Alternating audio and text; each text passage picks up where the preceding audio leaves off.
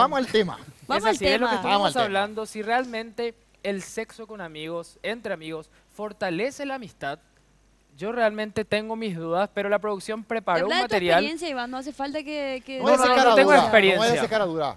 No tengo Yo experiencia creo que alguna sí, con ese. Iván con probó ese y tema. le funcionó mal, en realidad, porque voy a mató hacer cara peleando la dura. amistad. No, una cosa es amistad, otra cosa es compañeros de trabajo, Bueno. hay que ir separando. Pero vamos a ver el material que preparó la producción. A ver.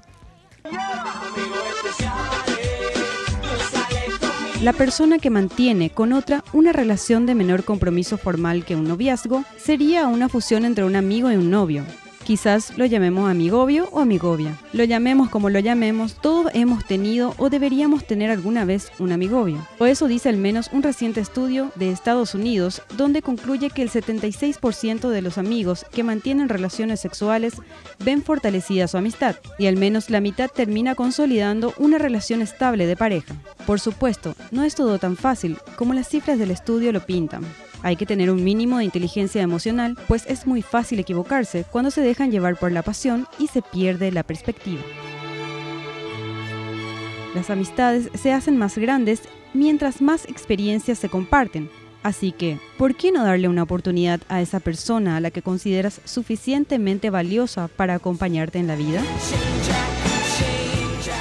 Muy bien.